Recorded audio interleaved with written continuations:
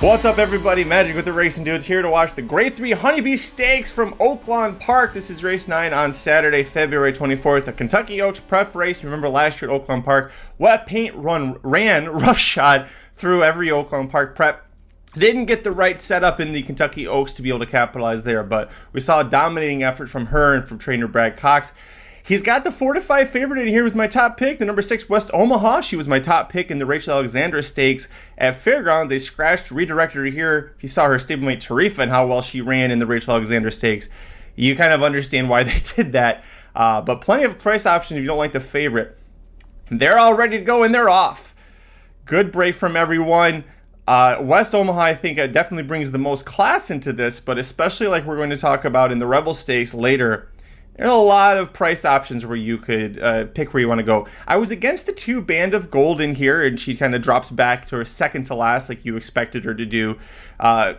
She and Mystic Dan both got sloppy tracks when they won their last races, and it was a very impressive race from Band of Gold to win that day, but she catches a fast track, and it's a different setup.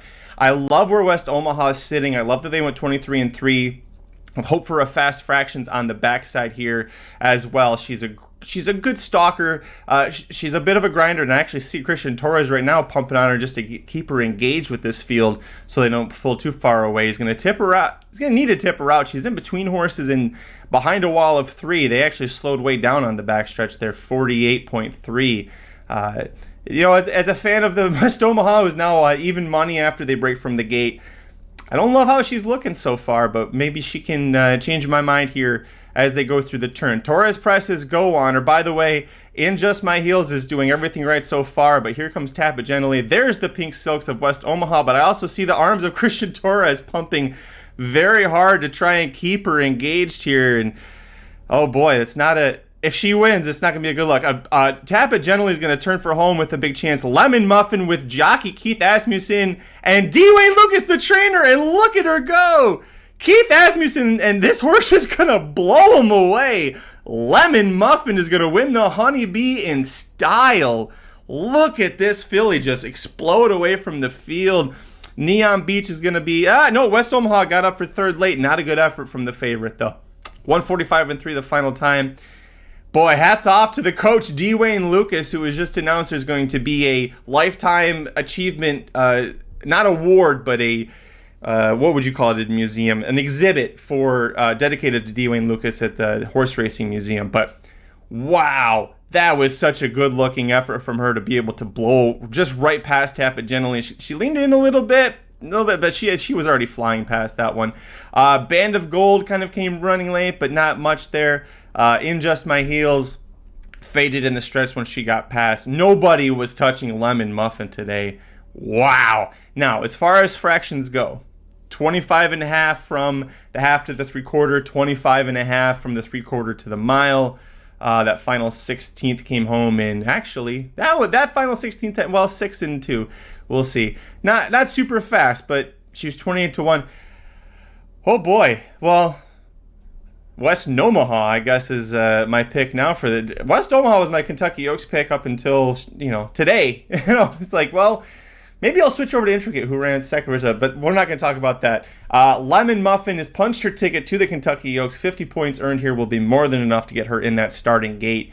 And with D-Wayne Lucas as her trainer, you can guarantee she'll run at least once, maybe twice between now and then. That was such a beautiful effort from that filly. And Keith Asmussen, son of Hall of Fame trainer Steve Asmussen, the winning rider, gets the job done there. By the way, his dad's horse, Neon Beach, the 4, not ridden by Keith, ridden by Tyler Gaffleone, clocks in third there with a decent effort. But, oh boy. Lemon Muffin, not a horse I heard too many people pipping, but she got the job done there, 28-1. You got a very nice payoff. And by the way, if you boxed the or if you played an exacta with the 7 over the 8, 28-1 over 22-1. So pretty darn good exacta if you played it. My hat's off to you. Heck, if you even had the winner, my hat's off to you. Outside of West Omaha, I thought you could kind of pick your poison with where you wanted to go. Alice Beach, we'll talk about her before we get out of here. She was a 6-1. I think we'll call her the third choice in this race. Didn't really see much out of her. She was at the very rear of the pack, and when they go that slow in the middle, it's going to be hard to get up. Out there you go. West Omaha got third, and Neon Beach, the Steve Asmussen trainee, gets fourth. Well, Kentucky Oaks picture doesn't usually get that clear. I certainly don't think it got any clearer this week with the Honeybee Stakes, but nonetheless, beautiful effort. Congrats to the coach. Congrats to Keith Asmussen. I'm not sure if that's his first, that might be his first graded stakes win as a jockey. The kid's doing pretty all right as a rider out there.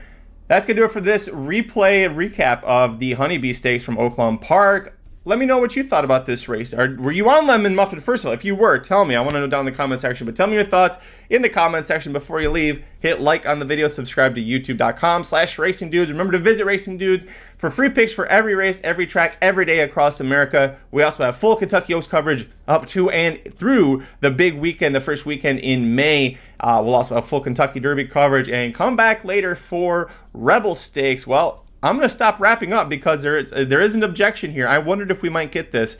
Tap it gently. There was some contact there in the stretch. And did all that wrapping up thinking it was a sure thing. From what I saw, yeah, there was definitely contact. Do I think it affected the order of fiction? No. It's officially a jockey's objection. So Emmanuel Esquivel against Keith Asmussen. You can see the 8 looks like she holds her line pretty good. The 7 did lug in. But the 7, to me, the 7 was already blowing past her, was already going to get by her. And the 8 didn't fall out of second place. She held second. I think without that contact, you still would have seen it be 7-8, 6-4. I don't think that contact made any difference to the final, what the original order of finish could have been. But it is worth noting, she did lug in. She did make contact as she passed her. Again, those are my 2 cents on that one, but I'm going to pause it right here, and we'll come back and talk about the ruling.